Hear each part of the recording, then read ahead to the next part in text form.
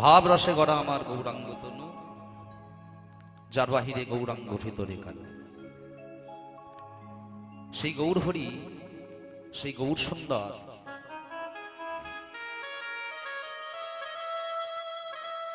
তিনি এই কলিযুগে জন্ম নিয়ে তিনি আমাদের মতো কামাসক্ত জীবের জন্য যা করে গেছে,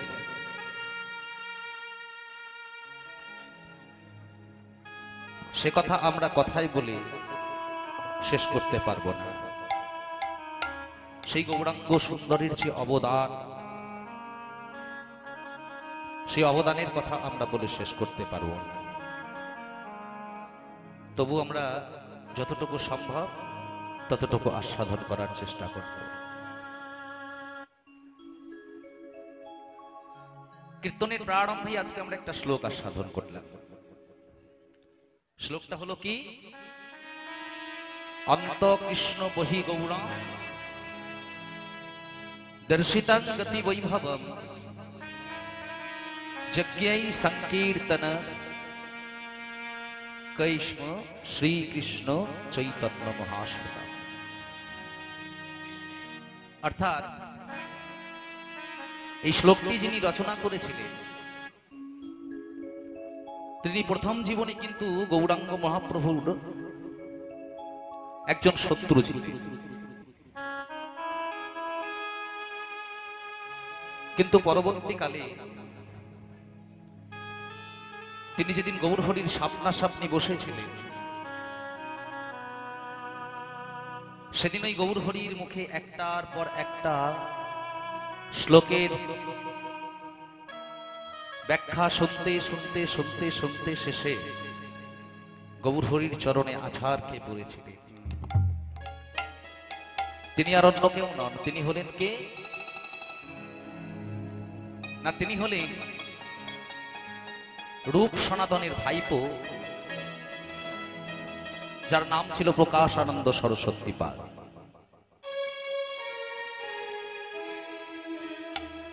তো তিনি মনে মনে চিন্তা করলেন যে গৌরহরিকে নিয়ে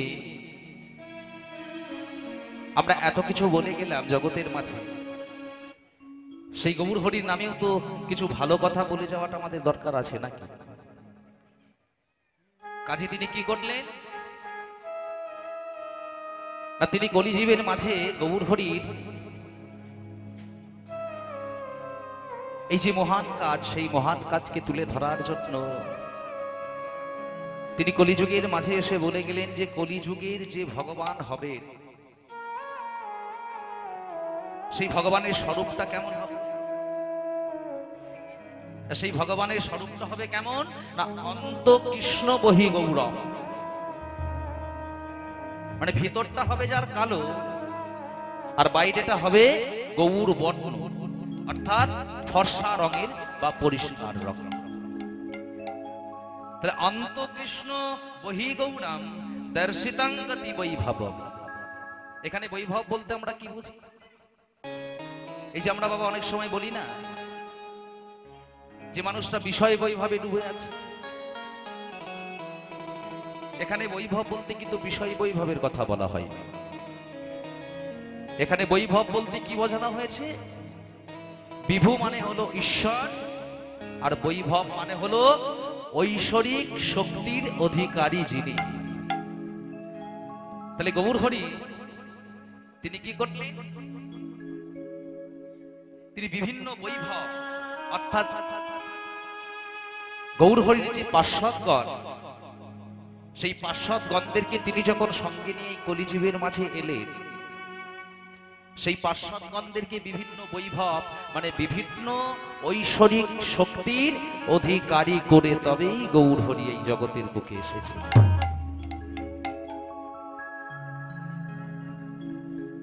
তাহলে সেই ভগবানকে আমরা আরাধনা করব কিসের দ্বারা? এই যে কলিযুগের ভগবান, এই কলিযুগের ভগবানকে আমরা আরাধনা করব কিসের দ্বারা? কিসের দ্বারা আরাধনা করব না, যজ্ঞৈ সংকীর্তন কৈষ্ম।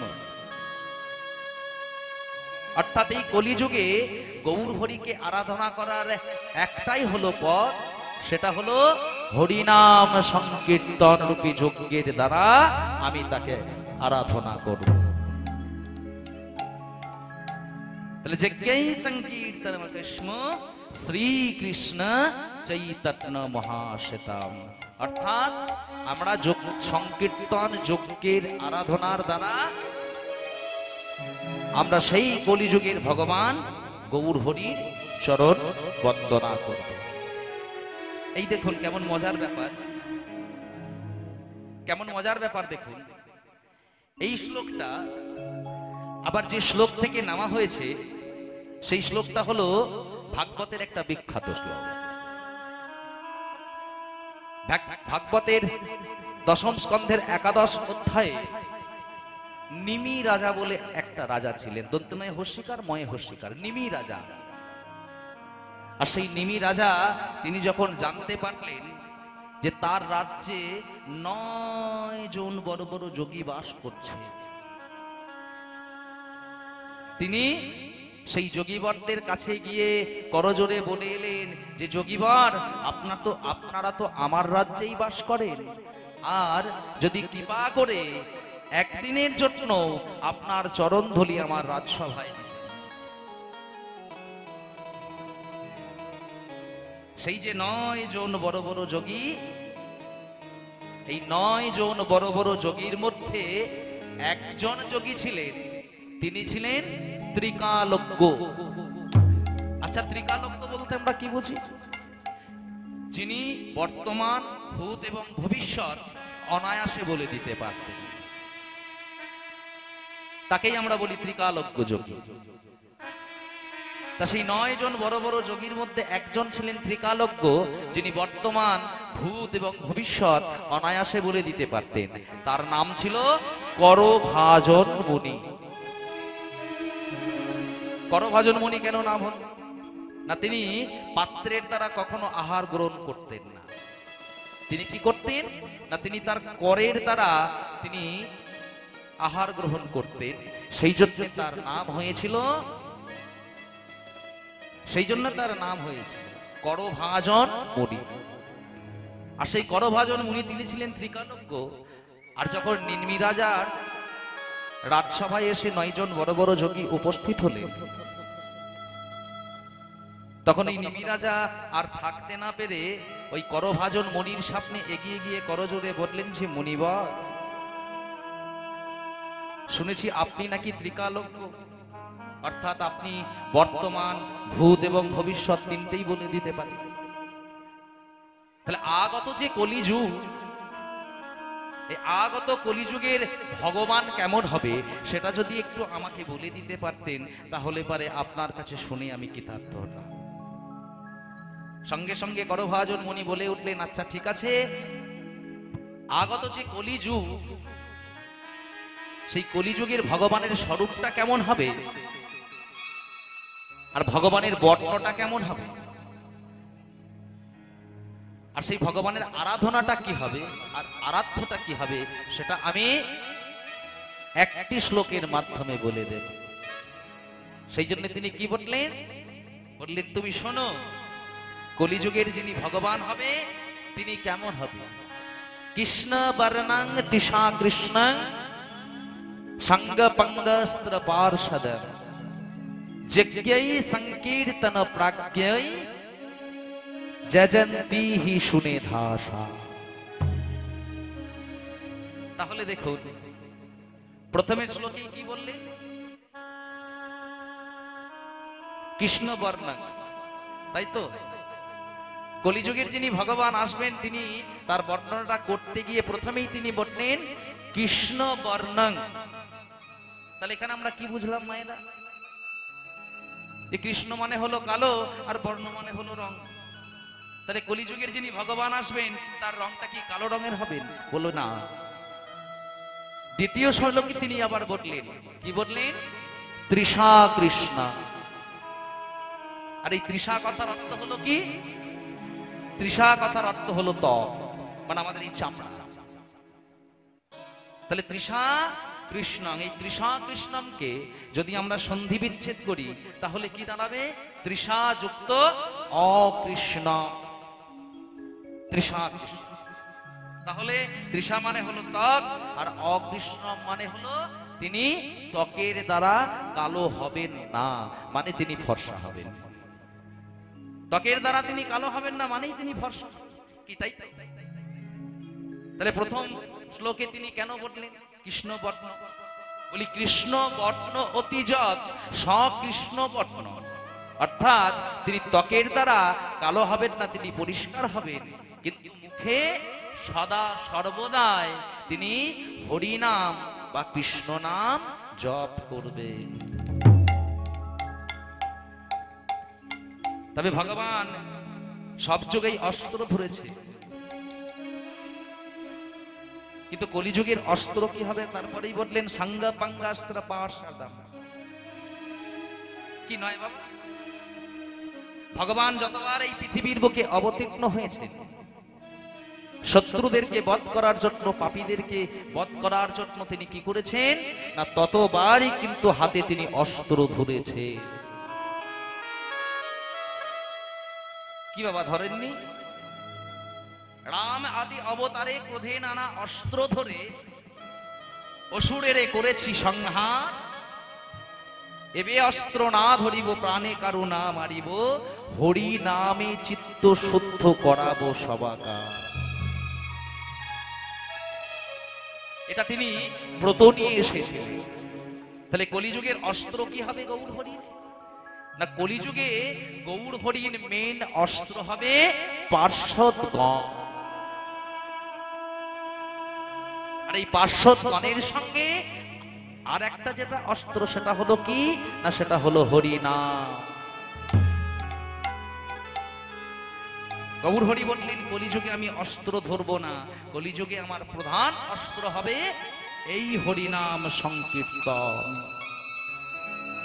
সংজ্ঞা পাঙ্গাস্ত্র পার সাধাম যজন্তিহি সুনেধাসা। সুনেধাসা কথার অর্থ কি? সংস্কৃততে সুনেধাসা কথার অর্থ হলো বুদ্ধিমান বা মেধাবান। তাহলে কলিযুগে সেই ভগবানকে কারা আরাধনা করবে? সবাই কি আরাধনা করবে বাবা? সবাই আরাধনা করবে। কলিযুগের ভগবানকে তারাই আরাধনা করবে কারা? না যারা হলো কলিযুগের মেধাবান বা বুদ্ধিমান, তারাই করবেন আমার গৌর হরির আরাধনা। তা সেই গৌর হরির চরণে আজকে আমরা প্রণাম জানিয়ে আজকে আমরা আস্বাদন করব। প্রথমে গৌরাঙ্গ মহাপ্রভুর একটু রূপের কথা, পরে আমরা সাধন করব ভগবানের রূপের কথা। আজকে বেলি অসকালে বিষ্ণুপ্রিয়া তিনি কি করেছেন না তিনি সুরধনী গঙ্গায় জল আনতে গেছেন। আর সুরধনী জল গঙ্গায় জল আনতে গিয়ে আজকে তিনি গৌর রূপে নয়ন দিয়ে বাড়ি এসেছেন, অর্থাৎ তিনি একটা অকাজ করে এসেছেন। তিনি গৌর রূপে নয়ন দিয়ে বাড়ি ফিরে এসে মরম সখী কাঞ্চনাকে বলছো রে কাঞ্চনা রে, আজ আমি গিয়েছিলাম বেরিয়ে অসকালে সুরধনীতে জল আনতে, আর সুরধনীতে জল আনতে গিয়ে কি হলো জানিস না? সুরধনীতে জল আনতে গিয়ে আজকে একটা বড় অঘটন ঘটে গেল। কি সেই অঘটন? কি সেই অঘটন? না সেই অঘটনের কথাটা আমি তোকে বলি শোন। একটা কথা কি জানিস, আমি যখন সুরধনীতে জল আনতে গেলাম, সুরধনীতে আমি জল নিয়েছি, ঘরে ফিরে আসবো এমন সময় ঘটে গেল কি জানিস? আমি তাহলে তোকে বলি শোন। একটা সোনানো কমল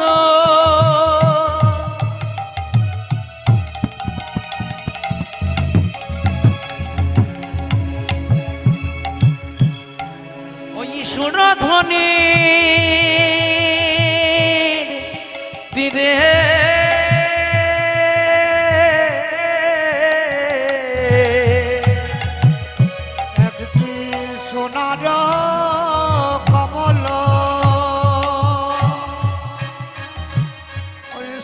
সুরধনির জলে একটা সোনার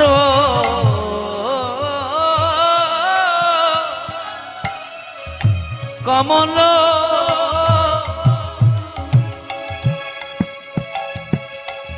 ওই সুরধনির জলে একটা সোনার কমল ওই সুরধনির জলে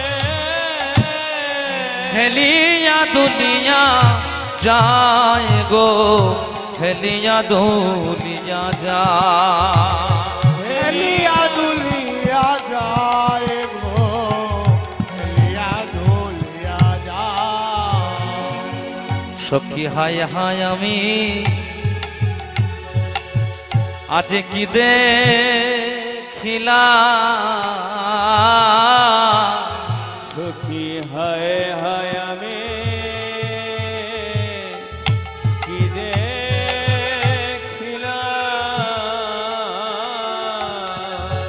সখী হায় হায় আমি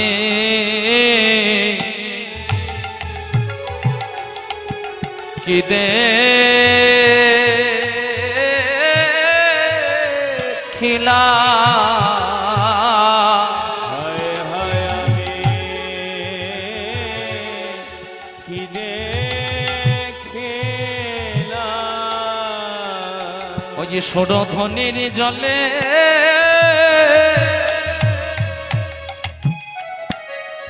আজে ভাসিয়া যা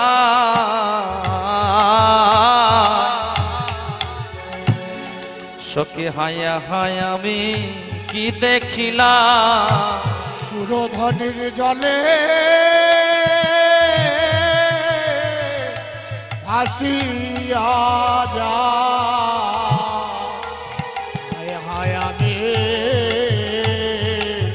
কিনে দিলাম কাঞ্চনা জানিস আমি যখন গেলাম সুরধনির জলে তখন আমি দেখলাম যে সুরধনির জল দিয়ে একটা সোনার কমল কিনে একটা সোনার পদ্ম ভাসতে ভাসতে ভাসতে ভাসতে চলে যাচ্ছে আর সেই সোনার পদ্মটাকে দেখার সাথে সাথেই আমার মনে কি হলো জানিস আমার মনে মনে হলো যাহা যদি ওই সোনার পদ্মটাকে আমি ধরতে পারতাম ওই সোনার পদ্মটাকে আমি ধরতে পারলে ওই সোনার পদ্মটাকে ধরে আমি কিছুটা হলেও হৃদয়ে সুখ অনুভব করতে পারতাম কিন্তু কি হলো সখী আমি যে সোনার পদ্মটাকে ধরতে যাব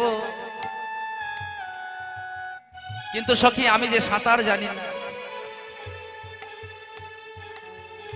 আর সাঁতার যদি কেউ না জানে বাবা তাহলে সে মানুষ কি আর জলে নামতে পারবে গঙ্গার জল দিয়ে যখন পদ্মটা ভাসতে ভাসতে ভাসতে ভাসতে চলে যাচ্ছে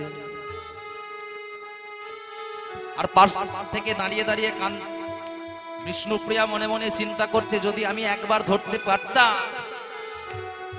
কিন্তু আমি ধরবো কেমন করে আমি যে সাঁতার জানি তখন কি হলো না কে আমাকে যেন পাশ থেকে বলে দিল যে প্রিয়া তুমি সাঁতার জানো না তো কি হয়েছে তুমি সাঁতার জানো না তো কি হয়েছে তাহলে তোমাকে আমি একটা বুদ্ধি বলে দিই ওই কমলটাকে ধরার জন্য কি বুদ্ধি না তুমি যখন সুরধনিতে জল আনতে গেছিলে তখন কি ছিল তুমি কাকের কলসি নিয়ে গেছিলে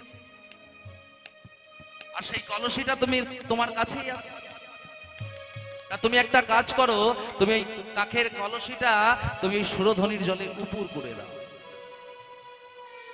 ও মায়েরা কাকের কলসি যদি জলে উপুর করে দেওয়া হয় ভাসে না ডুবে যায় ভাসে তা বললো যে তুমি যদি কলসিটা জলে উপুর করে দাও তাহলে কলসিটা জলে ভাসতে থাকবে আর কলসিটা যদি জলে ভাসতে থাকে আর সেই কলসিটাকে যদি তুমি আশ্রয় করে যেতে পারো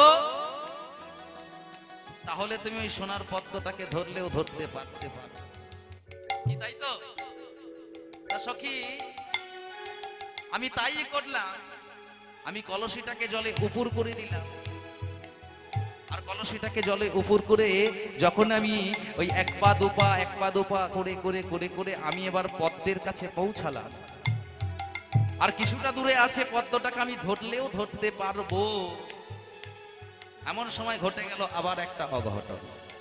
কি অঘটন? এই কলসিটা আমি এক হাতে ধরে আছি, আর এক হাতে যেই না আমি পদ্মটাকে ধরতে যাচ্ছি, তখন কি হচ্ছে জানিস সখী? তাহলে তোকে আমি একটা কথা বলি, শোন। আমার অঙ্গের পরশে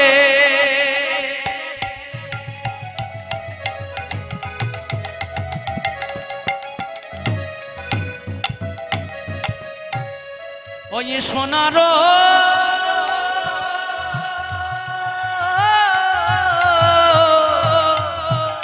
কমল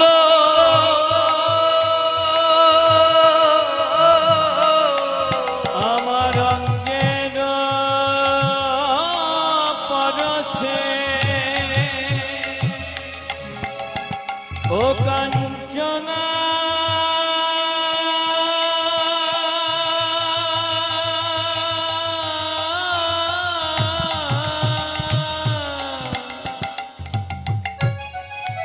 ও কাঞ্চনা রে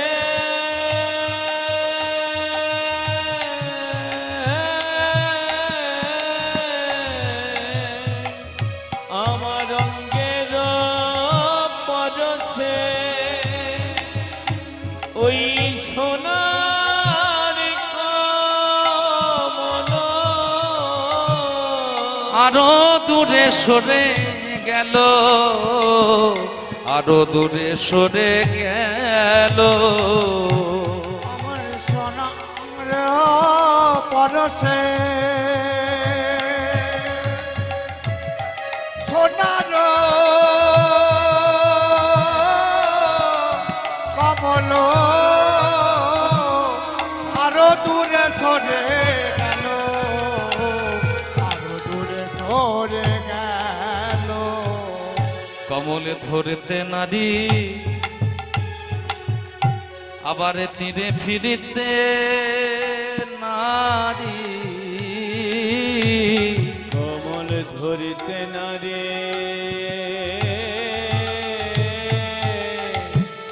তীরে ফিরিতে না রে কমলে ধরতে নারী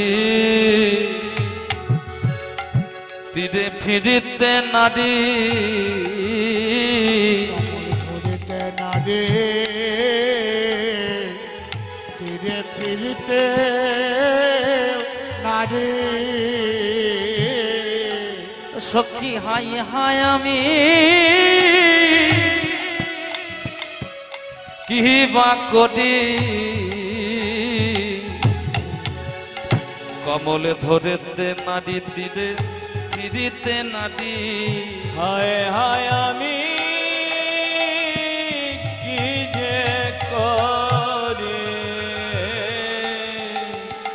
কমল ধরতে না রে তীরে ফিরতে না রে। সখী কি হলো জানিস? এই যখন আমি এবার কমলটাকে ধরতে যাব, এক হাতে তো আমি কলসিটা ধরে আছি, তার কারণ কলসিটা ছেড়ে দিলে ওই সুরধ্বনির জলে ডুবে মরা ছাড়া কোনো উপায় নেই। তাহলে আমি কুলের আশায় কলসিটা কিন্তু ছাড়তে পারছি না, কেন আমাকে তো আবার তীরে ফিরে আসতে হবে, কলসি ছেড়ে দিলে তুমি ডুবে যাবে। কাজে কলসিটা ধরে আছি আর এক হাত বাড়িয়েছি আমি ওই সোনার পদ্মটাকে ধরবো বলে, কিন্তু যখনই এবার পদ্মটাকে ধরবো, ওই যে সাঁতার দেওয়ার সময় কি হয় গো মায়েরা, জলে ঢেউ ওঠে না? যখন আমরা জলে সাঁতার দিই তখন জলে ঢেউ, আর জলে ঢেউ উঠলে কি হয়, সামনে যদি কোনো জিনিস পড়ে থাকে সেটা আমাদের থেকে আরো দূরে সরে চলে যায়, তাই না? ঘটনাটা আমারও সেই একই ঘটলো। আমি যত ধরতে যাচ্ছি পদ্ম, আর পদ্ম তত যেন ঢেউয়ে আমার থেকে দূরে সরে চলে যাচ্ছে। এবার কি হলো জানো? তাহলে আমি পদ্মও ধরতে পারছি না, আবার আমি কলসিটাকেও ছেড়ে দিতে পারছি না। আমাকে একজন হঠাৎ বলল, প্রিয়া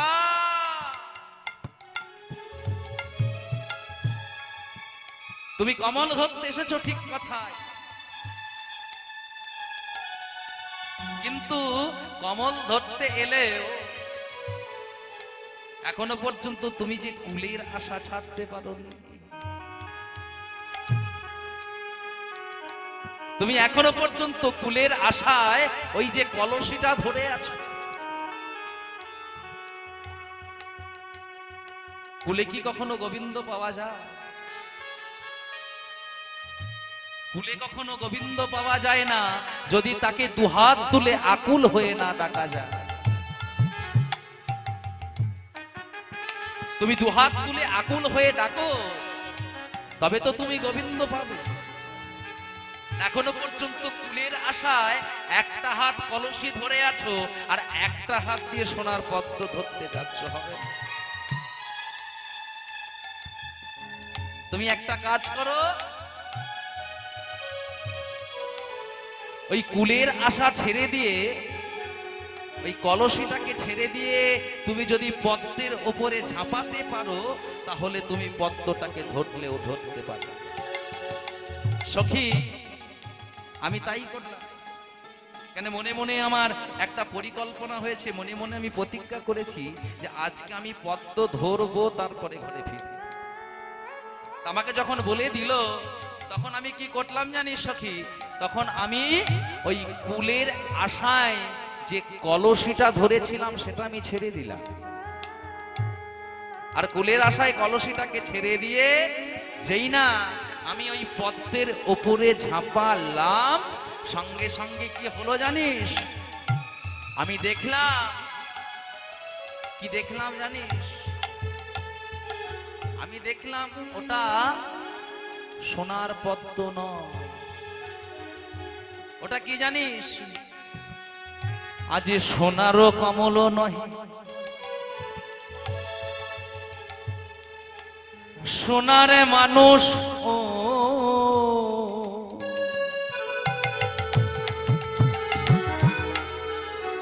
আমার মুখ চাহি মৃদু মৃদু হাসে, আমার মুখ চাহি মৃদু মৃদু হাসে। আমি দেখলাম যেটা সোনার পদ্ম নয় সখী, ওটা দেখলাম কে?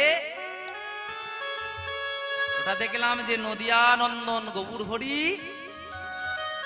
তিনি সুরধনির জলে সাঁতার কাটতে কাটতে যাচ্ছিলেন, আর গোটা দেহটা তার জলের মধ্যে ডুবেছিল, শুধু মুখপদ্মটা জলের উপরে ছিল। এই যে আমাদের মুখপদ্ম, এটা জলের উপরে ছিল। আর যখন ওই সূর্যের কিরণ এসে পড়েছে গৌর হরির মুখপদ্মে,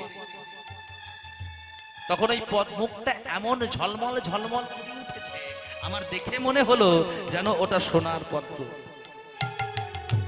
আর সেই সোনার পদ্ম ভেবে আমি গিয়ে যেই না সেই মানুষটার ওপরে ঝাঁপিয়ে পড়েছি, এখন আমার দশাটা কেমন জানিস? বলি হায় হায় আমি লাজে মরি, হায় হায় আমি লাজে মরি, বলি হায় হায় আমি লাজে মরি, হায় হায় আমি লাজে মরি, সোনার পদ্ম ধরিতে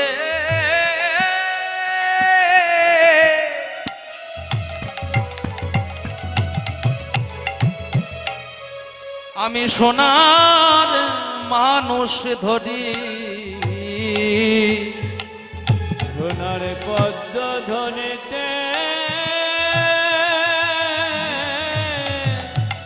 সোনার মানুষ ধরি, আজ হায় হায় আমি লাজে মরি, সোনার পদ্ম ধরিতে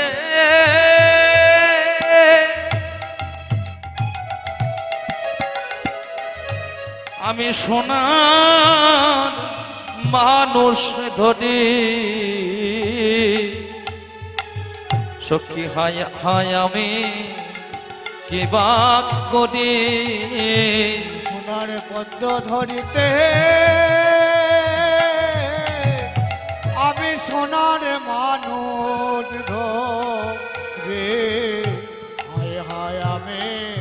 লাজে মরি। ওরে কাঞ্চনা, তাহলে আমি আজকে অকাজ করে ঘরে ফিরলাম না? এই দেখ না, আমি হলাম একজন কুলের কুলবতী, রূপের রূপবতী হয়ে আমি আজকে পর পুরুষে নয়ন দিয়ে ঘরে ফিরে এলাম। আর সেই যে আমি দেখে এলাম গৌর বদনখানা, সেই গৌর হরির রূপ যে আমি দর্শন করে এলাম, এখন আমি ঘরে এসে সেই গৌর রূপ ছাড়া আমি আর কিছু দেখতে পাচ্ছি না। সত্যি আমি যেদিকেই তাকাই সেদিকেই শুধু গৌর গৌর গৌর গৌর। আমি যদি একবার চোখের পাতা মেলছি সেখানেও গৌর দেখছি, আবার যদি চোখের পাতা আমি মুজে থাকছি সেখানেও আমি গৌর দেখছি। আমি গৌর ছাড়া আর জানি না, আমি গৌর ছাড়া আর জানি না। এখন আমি উঠতে বসতে খেতে শুতে শুধুমাত্র গৌর গৌর গৌর গৌর ছাড়া আমি আর কিছু মনে করতে পারছি না সখী। তাহলে সেই রূপে নয়ন দিয়ে আমি জাত পাত সব কিছু সেই রূপে জলাঞ্জলি দিয়ে আমি ঘরে ফিরে এলাম সখী। সবকিছু জাত পাত হয়ে আমি ঘরে ফিরে এলাম। আর সেই গৌর রূপে নয়ন দিয়ে এখন আমার দশাটা কেমন জানিস? এখন আমার দশাটা কেমন জানিস? আমার দশাটা কেমন বল দেখি, তাহলে তোকে বলি শোন। আমার দশাটা কেমন? আজ যোগারোহী সুধা জন্য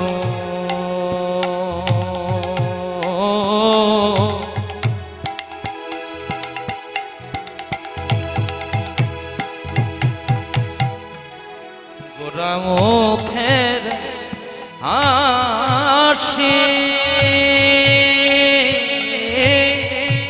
সুধা যদ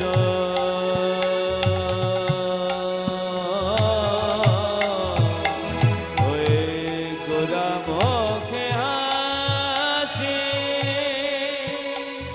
আজি যোগারোহী সুধা জন্য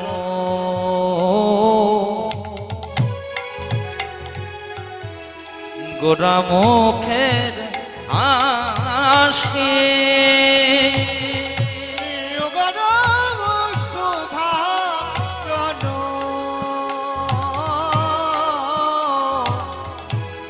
গোরা মুখে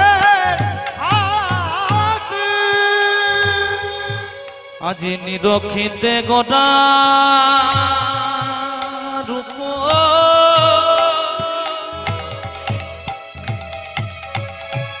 আজি হৃদয়ে রইল বসি গো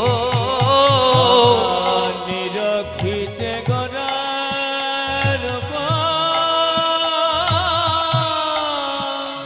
হৃদয়ে রইল বসি গো আজি নিরক্ষিতে গোটা রূপ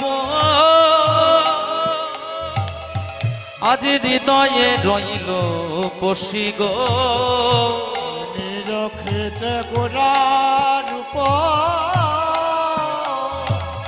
আরে হৃদয়ে রইল বসি গো।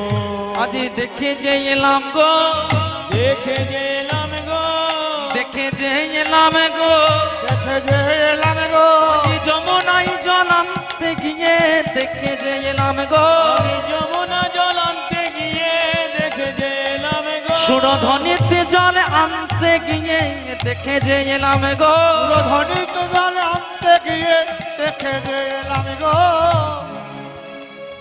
সখী আমি সেই সুরধ্বনিতে জল আনতে গেলাম, আর সেই সুরধ্বনিতে জল আনতে গিয়ে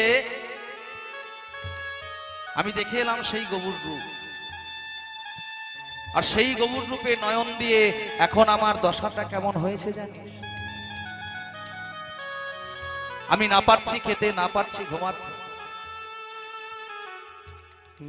আমি না পারছি বাড়ির কোনো কাজ করতে। সঙ্গে সঙ্গে মরম সখী কাঞ্চনা বলে উঠল, মরম সখী কাঞ্চনা বলে উঠল, হারে তুই একজন রূপের রূপবতী হয়ে, তুই একজন কুলের কুলবতী হয়ে তুই কেন ওই পরপুরুষে নয়ন দিতে গেলি? তুই কেন পরপুরুষে নয়ন দিতে গেলি? আর যদি নয়ন দিলি তা দিলি, তা নয়ন দিলি তার সঙ্গে জাত পাত কুলো ধর্ম যা কিছু ছিল সব কিছু কেন ওই চরণে দিয়ে এলি?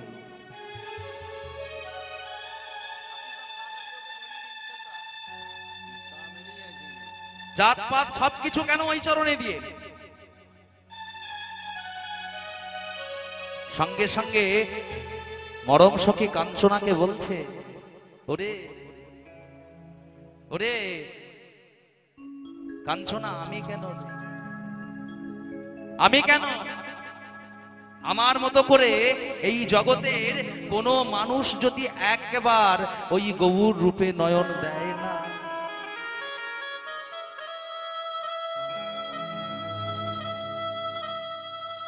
আমার মতো করে যদি জগতের কোন মানুষ একবার ওই গৌর রূপে নয়ন দেয়,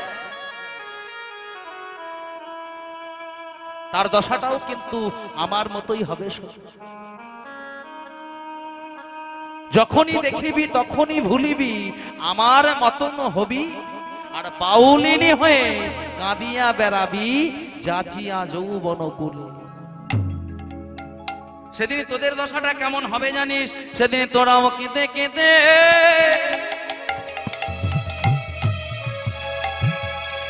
বেড়াইবি,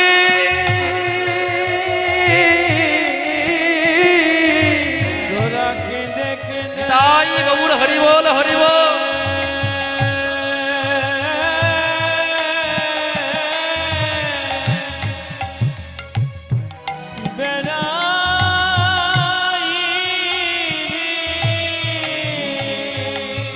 তোরাও কেঁদে কেঁদে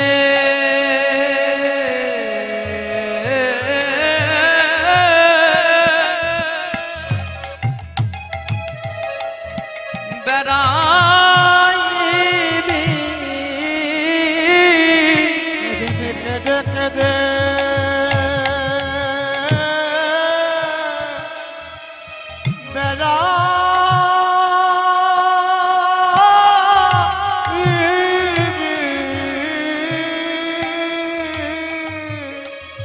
হাগমুর তোমার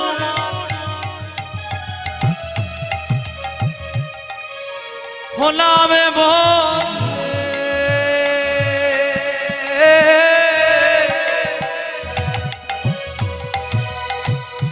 তোরাও কেঁদে কেঁদে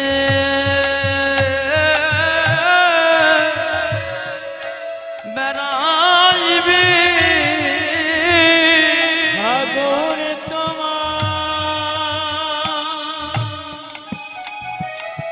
হলাম বলে,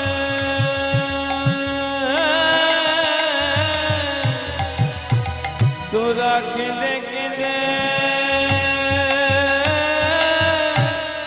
বেড়াইবি, হাগমুর তোমার হলামে বলে,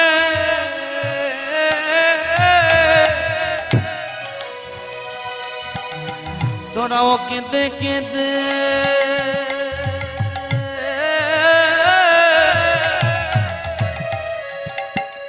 বেড়াইবি, আবুর তোমার হলাম বলে,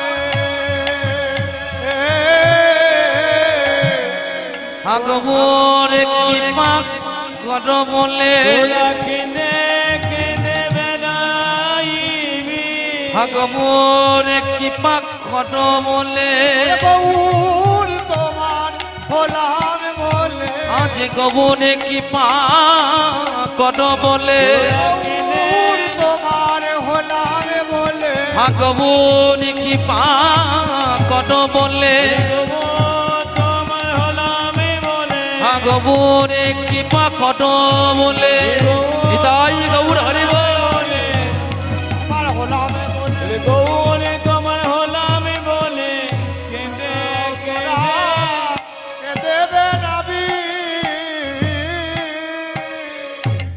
তাহলে সখী যেদিন আমার মতো করে তোরাও ওই গৌর রূপে নয়ন দিবি সেদিন তোদের দশাটাও কিন্তু আমার মতোই হবে। তো সখী তোকে আর কত কথা বল, আমি সেই গৌর রূপে নয়ন দিয়ে এখন যে যন্ত্রণায় ভুগছি সেটা কি জানিস? আজি আঁখি পালো তিতে কত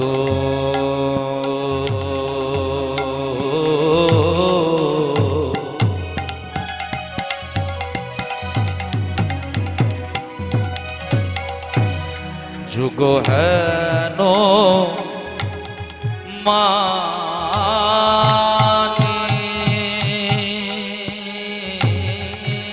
রাখি পালটিতে কত যুগ হেন মানে গামা পা গামা গরে সরে নিসা গামা পা গামা পা নি দা পা মা পা গরে সরে নিসা গামা পা নিসা গামা পা নিসা গামা পা আঁখি পালো চিতে কত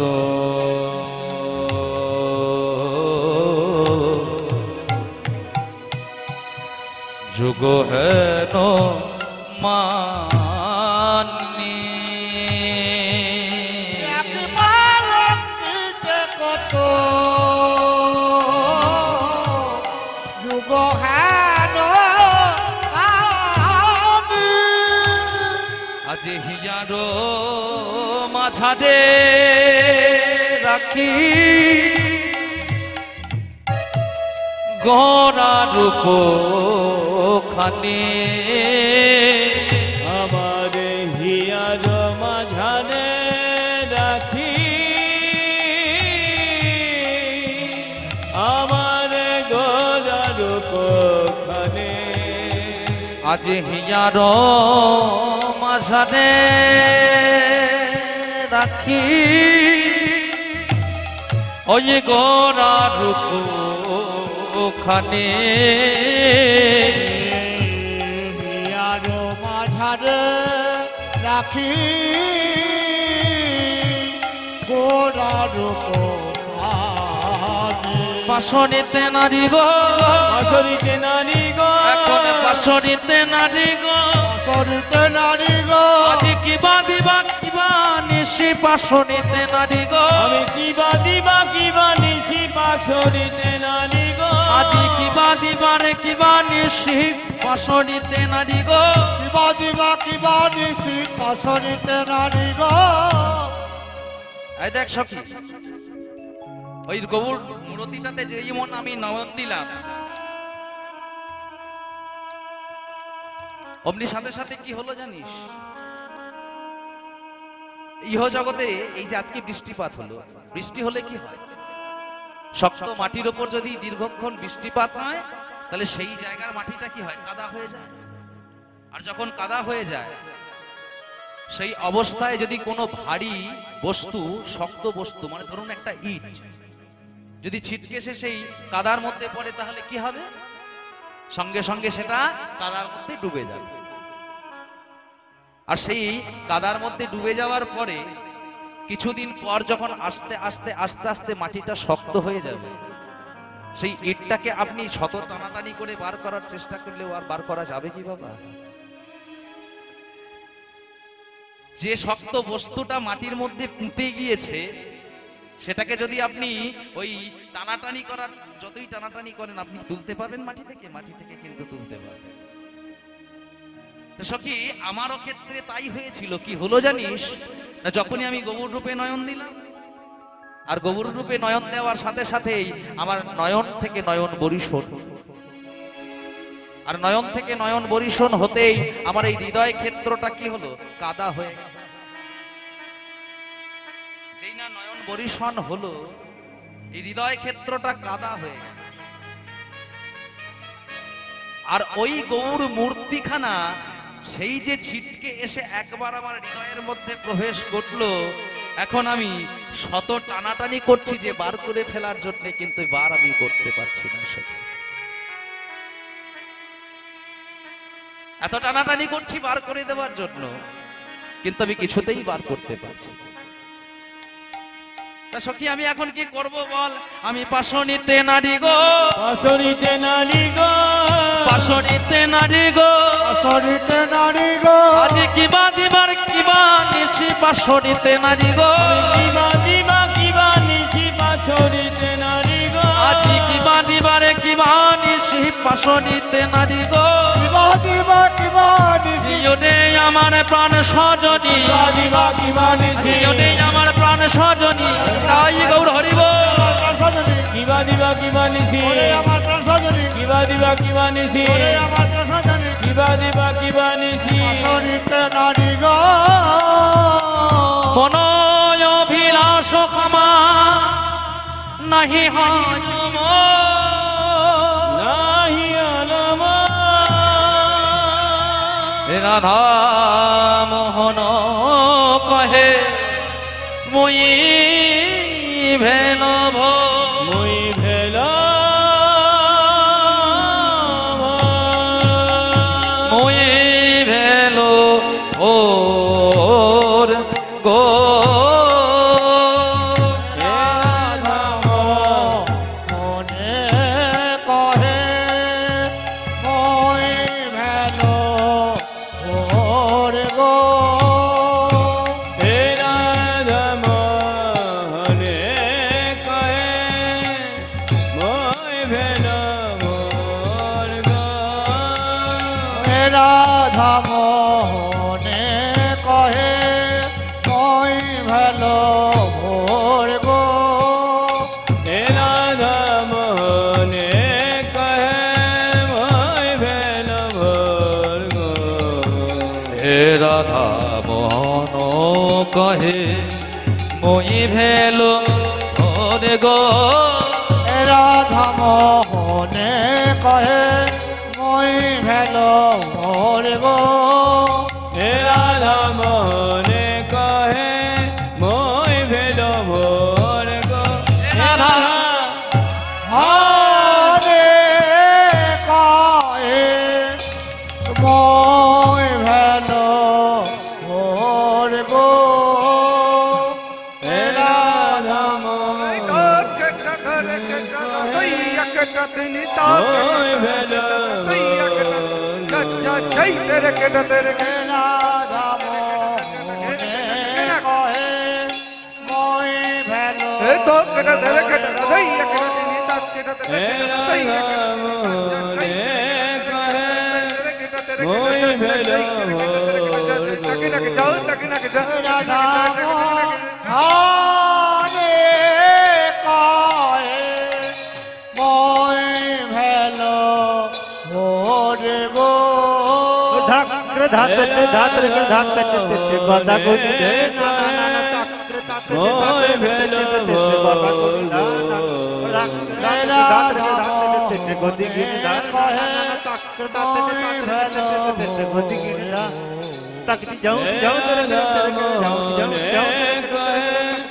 মই ভেল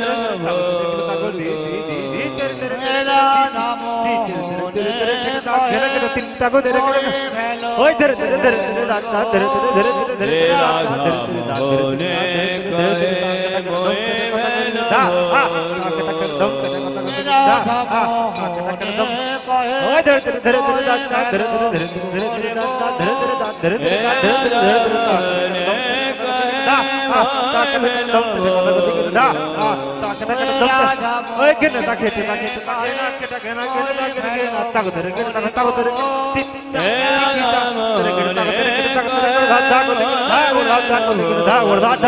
রাধা